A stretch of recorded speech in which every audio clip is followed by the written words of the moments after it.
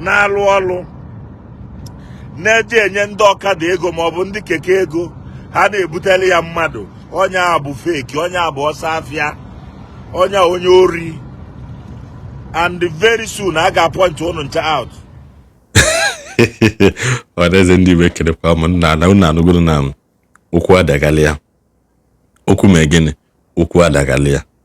Onye Jizọs ka ọ kwana fefe na nke dista mara na ịhọpụta ihe ọnọ na ya gịnị mpịawa azụ.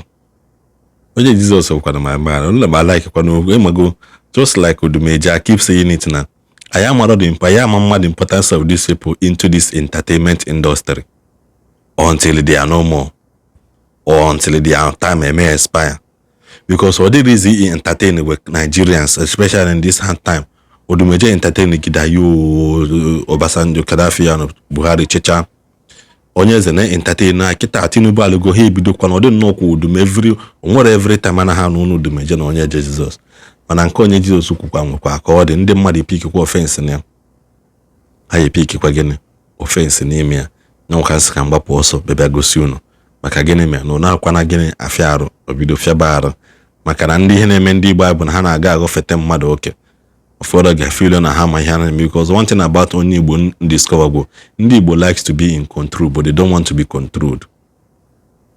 An average Igbo person want to be in control, but doesn't want to be controlled. Because gịnị me ndị Igbo, an average Igbo person with pride. An average Igbo person with pride. Mana ọ bụrụ ihe nji maka ikwu biko na gị na ntị unu no ihe Onye Jizọs na-akwụ maka ndị eze nwaanyị yo, ma ndị ọ na-alụlụ ọlụ, ma ndị na-asọ uchi ibi ya imago. Anybody not fall under his category of spiritism of Isa uchu and Igbo ibini and ije na mmili. Unu niile assemble ahịa na Onye Jizọs ka ọ pịawa unu azụ na nke ikpeazụ a. Maka ndị ka na-eje na mmili fụ mgbọsị agụ iyi ata mmadụ. Na-ekwu ya mkpịsị agụ iyi ife agụ na agụ. Mmili dịcha hot kịta. Amgbọsị fụ mgbọsị agụ iyi eme mistake wee kpụrụ mmadụ. Abụkwefu na disi ya nwa ya ọ ya eme na ya afịa na vidio. Ọ ya akpụrụ mmadụ. Ara unu bidoro ọfụ. Onye megide ama mgbe itigidere mkpu eze nwaanyị, eze ndị a na-eje mmiri, eze nwoke asa ụchụ asara ụchụ. Mana ọkịta aka ọka njọ. Olu sogide sokwe wee solo Albino jewe na mmiri. Albino na ha ahụ ụzọ. Ọhụhụ ụzọ mgbe ndo dị nọ mgbe anwụ dị. Unu so Albino gawa na mmiri. Nekwenụ ka kpokpuru n'ime ọhịa halụ na agụ iyi ataliko mmadụ. Mana ọ bụrụ ihe m na-ekwu na vidio Onye Jizọs a kwuru n'ozi awa Onye Jizọs ji apịasụ n'ụbọchị nke taata. Ị na-echa subscribe ka ọ dị. Yes, this is done by absolutely man second as such worldwide man ọ bụrụ ya ka abịa. If I bịara kịta bụ another secret exposed maka iwe na-ewe m. Maka na ndị kịta na ndị ụmụaka kịta amazi nna m ọ bụ eje gba abọ ya ọ gbatara ife ọ sị na eze nwoke amụ ya. Onye nụa di ọ bụ na di echu anya ọ sị na eze nwaanyị amụ ya. Ife na-emezi kịta ka nkụ. Onye di na-ekwere ama ọ bụ single mother. Onye na-enwere respect ebe di nọ ọ chịkọla ụmụazị na ọ pụzi ọba eze nwaanyị bụ iche nọ n'okwu gbaa gayarị n'isi. Na ego ayọrị dị gị n'isi emekwanụ gị eze nwaanyị. N'ihi were ego ayọrị tii n'isi emekwanụ gị eze nwaanyị. Ụnụ ajụkwa ọdịmiri nọfe ego ayọrị. Ụfọdụ ụmụ ikorobịa kịta ha kpazia dada ha na-akpa na baba.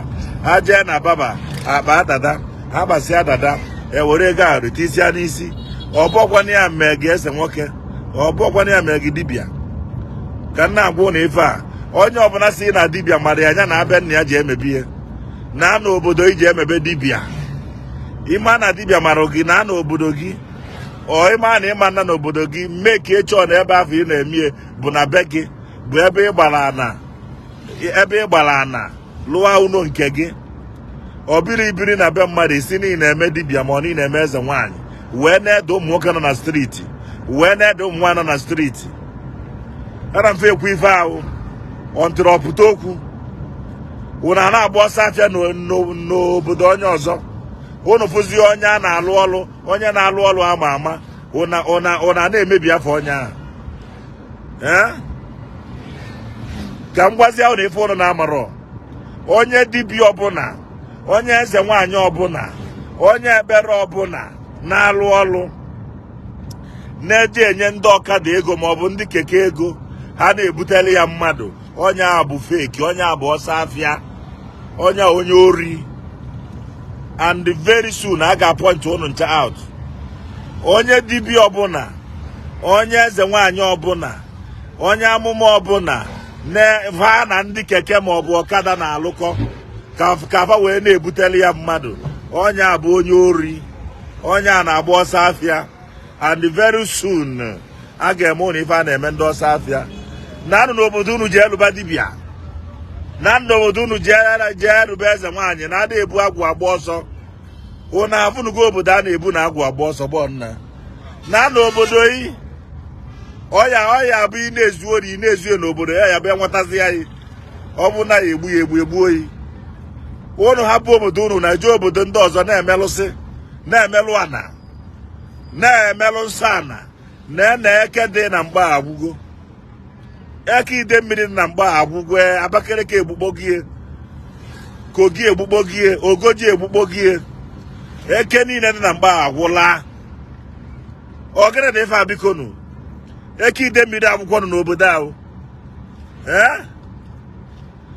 Na n'obodo iji emebe dibịa ọ ya bụ imeta alụ ọdịrị ndị obodo yi.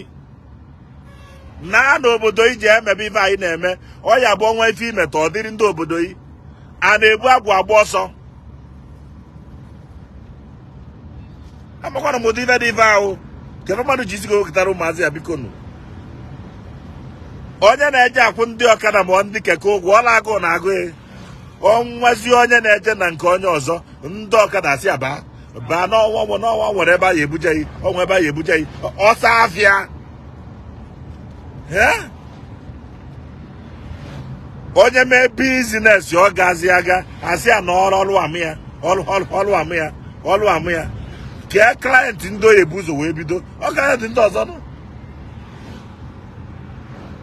Ọlụma gị chi gị ga na-akpọtara gị ndị ga-abịa na nke ya ọga hapụ na ọsọ afịa. Andị na anabe nna iji ewaba ọjị, na be nna iji ewaba ọjị nọ ya bụ ụbọchị bụrụ gboo onye igwe ma alụ bụrụ pụọ manụ.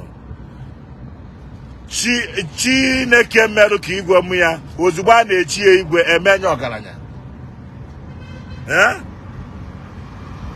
Na adazi eze azọ inu adị ụfọdụ ụmụ nwaanyị a na-eke ego ayọrọ n'isi tata fa na dife ebi ọkwọ fade respect difa o. And marụ na amarụ na nwaanyị ọbụla ezigbo ọlụ ma na ada anaghị ka ọnụ adị. Nwaanyị ọbụla ezigbo eze nwaanyị ma ọnụkwa dị ọ na-enye nsogbu, ha na-egbu ma diva nya ndị otu e na-egbu diva. Olesi ma onye afọ ejebere ije dị ya jebe ije dị ya mana mmekwu nke leta asọgbọ na eze nwaanyị ada anụ di. Mana ife na-achọ ịgwa gị bụ ego ayọrọ ya ọrụ na-etedu n'isi ụna akwụkwọ dị minin. Ụmụaka 20 years 20 something years aji akpụa isi onye ọbụla na-akpazi dada. Agwa ọrụ na ndị bụ dada bụ dada nyefe ego. Iwu abụ na ịlụba dibịa n'ihi akpa dada. Enwe ndị bie wee bịa ụwa nke a quite alright. Enwe ndị bie wee bịa ụwa nke a bụ nke a dị iche. I'm not against dada, mmụọ nwa bụ oke dada na be anyị. Enwe ndị bie ụwa mana nwezi ndị na-eje na ife na-akpa nke akpa nke a fake na. Enwe ndị na-eje na baba ọ ndị ya ka ndị ekwu maka ba ọ bụrụ ndị bie wee bịa ụwa. Enwe ndị dada ma bịa ụwa nwezie ndị nke ba bụ fake na-eje akpị ya akpa na baba akpụzia ya afro akpa anya ewere gari ya okojuo isi apụtazia na jọnchọ na akwa ndị ọkada ụgwọ akwa ndị keke ụgwọ. Enwe onye ọbụla na-achọ ebe a ya alụ ọrụ ibuli ebia ma gị nwa na-ejegodu ebe a ga-emelụ gị ife ije ejụba ndị ọkada. Ịma na ndị ọkada bụ ndị ori, ịma na ndị keke bụ ndị ori. Ije eju aba kedu ebe a ya alụtalụ ya ọrụ feburu ije na nke ndị na-enyefa chi ya. Ama mbụ gị ije na nke onye na-alụ ezigbo ọrụ ọ bụrụ na ị mara ọka ịmalị. Ebe ndị ọkada ga-ebu ije bụ ebe a na-enyefa chi ya, ebe ya bụ emesịa fa anachi ya jee were dia own chi ya. Ọlụma gị na be nna gị ma ịlụọ ụlọ nke gị ọ bụrụ ịdọ na ya dị na-ede ama ụmụ nwoke bi ebe a ine dị ka ụmụ nwaanyị bi ebe a sị na-alụ ọlụ dibịa ọlụ eze nwaanyị ụfọdụ je tụọ ọlụ fa atụtala ego ha sị na dibịa marụva ụfọdụ je zụọ afịa marụva ha sị na dibịa marụva ọgịnị dị ebe a n'obodo a bikonu